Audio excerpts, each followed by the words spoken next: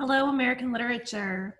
I wanted to record a hopefully pretty brief video for this week as we start into our fourth week of the class.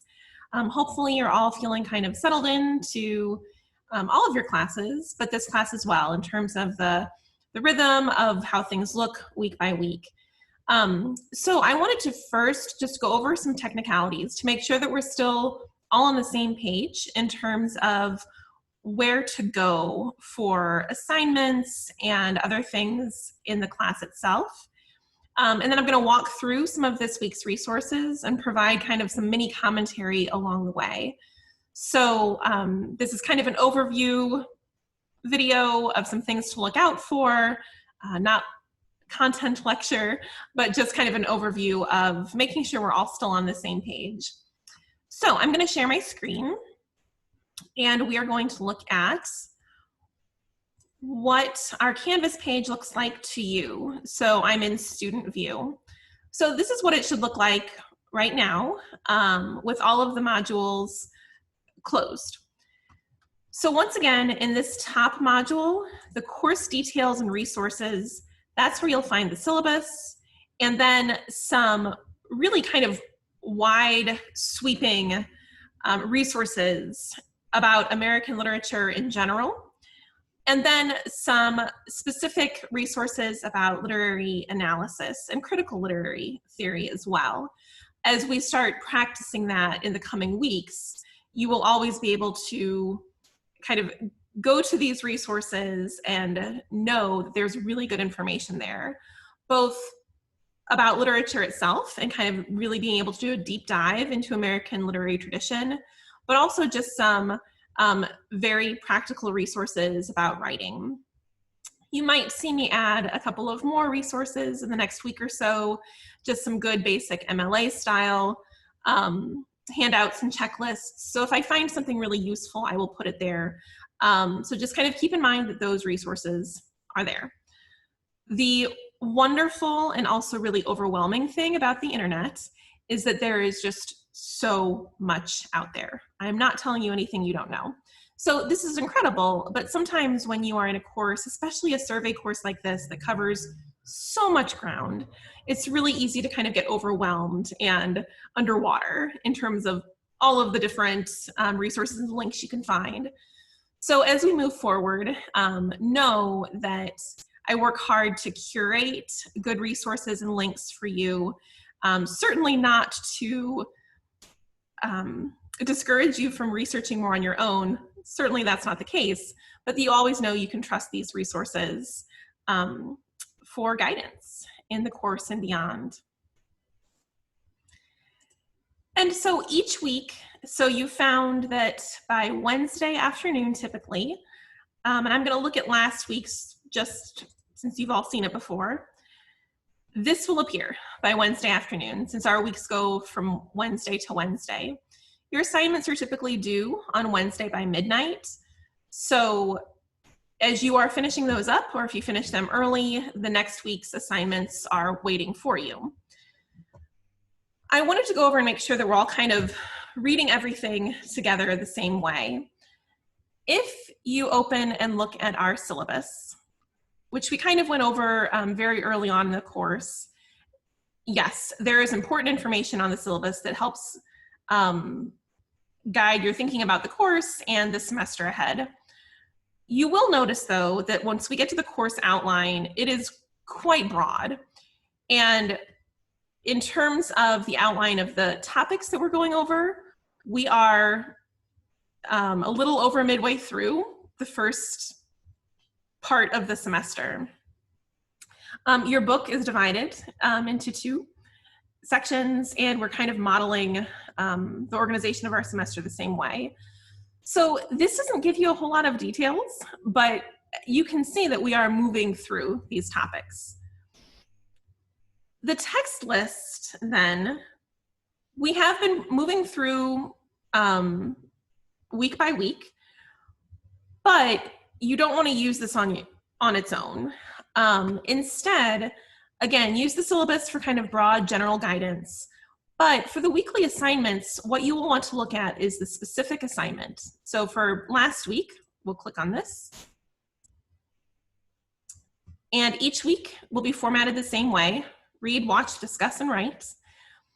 And the reading will be from your reading list and sometimes more specific than what's on your reading list. So keep in mind that the specific weekly assignment, that's where you're going to find the specifics for that week.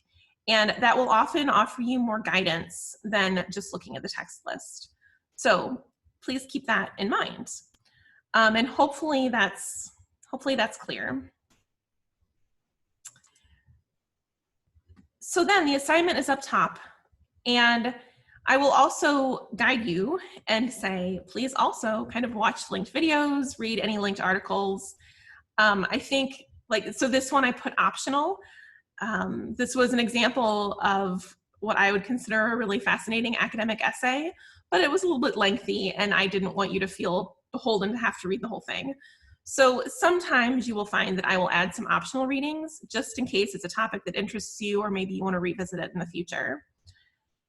And then at the bottom of the week, you will have the discussion and the reflection quiz. Now, in the next couple of weeks, there will be a new writing assignment posted. We'll kind of get used to the system and I'll spring something new on you. But you will have an essay that will be due close to mid-semester. So you will see that popping up in the next couple of weeks as well. So under week 4, so you can see this now, it's live. I'm recording this on Tuesday afternoon. But you will notice that the week 4 discussion and reflection quiz are not up yet. They certainly will be on Wednesday, early afternoon. So for the week 4 assignments, again, it looks pretty familiar. I know there are a lot of cool bells and whistles on Canvas, but I'm keeping things pretty basic. Hopefully that's not too off-putting. So our readings for this week, we'll read Benjamin Franklin, some specific selections. Then we will read some examples of ethnographic and naturalist writings. And then we will read Letters from an American Farmer, the selection in your textbook. And then I linked some articles as well about the colonial news press. And so again, the watch and discuss and write, all of this feels familiar. We're kind of getting into that rhythm.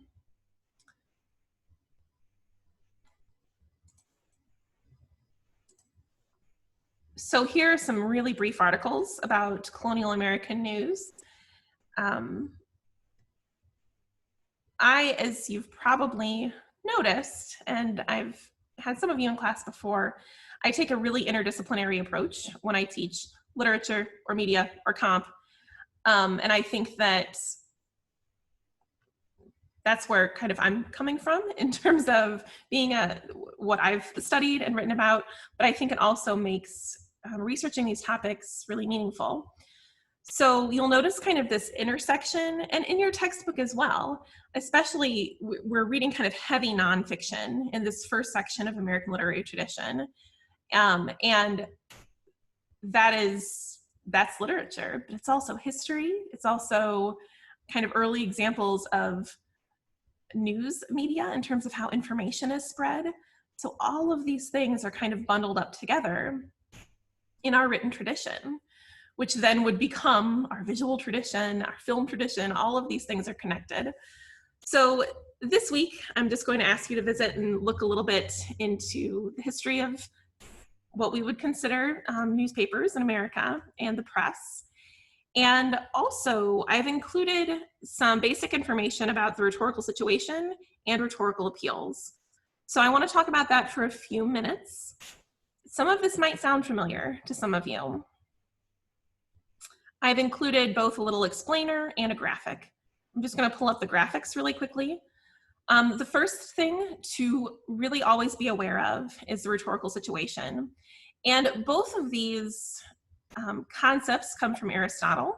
These are frameworks for analyzing and understanding the persuasive nature of words that have been around for millennia. And being able to examine the rhetorical situation and rhetorical appeals really, really helps us situate ourselves and think more deeply about, for example, Columbus's letter of discovery. I think almost all of you really unpacked that last week and thought about his audience, the king and queen. What might he have been wanting to do with that letter? Why might he have had the tone that he had had? So all of that is kind of thinking about the rhetorical situation. And then when we take that a step further, how our understanding of whether it's literature or American history or pieces of American history, how we understand things based on the words that were created at that time, and how the rhetorical situation had everything to do with what was recorded and what has been passed on as part of history. So whether you are looking at a letter from Columbus, a poem by Anne Bradstreet, naturalistic writings, ethnographic writings, when we looked at those early translations of Native American poems and stories, how even in the translation, the rhetorical situation was so important in terms of who was doing the translating and what that might have meant to how it was translated, either kind of sounding very European or keeping the Native American dialect.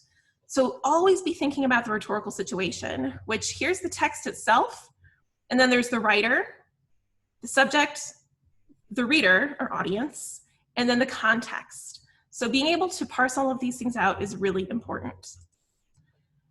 And then to take that a step further, the rhetorical appeals.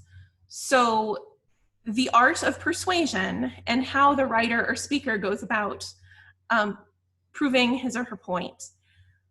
So ethos, pathos, and logos, again, these are kind of Aristotle's really key terms and ideas, have to do with the credibility of the writer, the emotional appeal, and the logical appeal.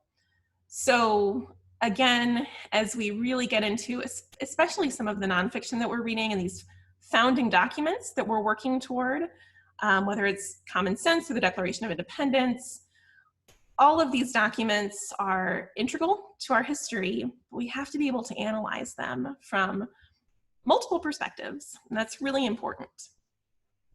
So hopefully some of that sounds familiar to you, and you can take some of those concepts to the literature that we are reading, fiction and certainly nonfiction.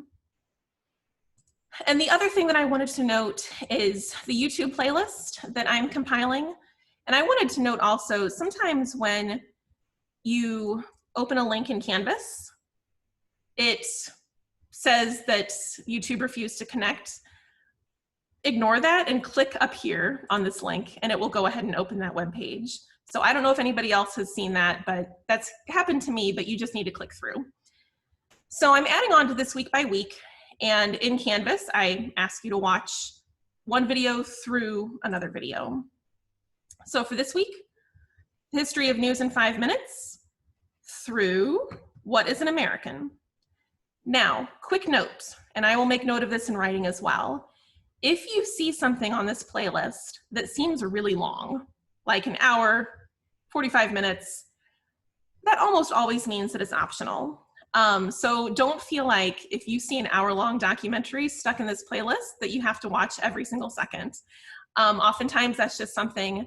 So this, the Hendrik Oppenmuth selection about ethnographic writing of the Mohican native tribe, this is the best video I could find about that topic, and it was an hour long. So do not feel beholden to watch that. Same with the audiobooks. I include those just in case you want to listen to a selection. But hopefully you can kind of get the vibe of, yes, she wants me to watch these short videos about these topics, but maybe she sneaks in some long ones that are just for supplementary viewing or listening. So I think that's enough. I'm always making videos longer than I mean to. So hopefully that looking together at the class, things are kind of making sense. I know that I'm not asking you to do a whole lot of writing each week or to take quizzes that prove to me that you've read every single thing that I have assigned. That is not how I learn or teach, but sometimes that's kind of tricky in the online environment. So I'm hoping that you are taking the assignments in this class, the readings, the viewings, the supplemental readings, and reading it all and digesting it all and marking in your textbook and holding on to things that you might be interested in revisiting later, even if I'm not asking you to respond to and write about every single selection every single week. So the reading assignments are your reading assignments. And if you stretch them out across the week, you'll have plenty of time. So please make sure that you're reading everything for the course. It will serve you well and pay off throughout the semester, even if you're not getting quizzed or tested every week. So thank you all for your participation so far. I'm really enjoying getting to hear your voices and read your responses. So keep it up. And remember to always shoot me an email. If you ever want to have a one-on-one Zoom meeting or phone call, I am here for anything you need. Have a great week.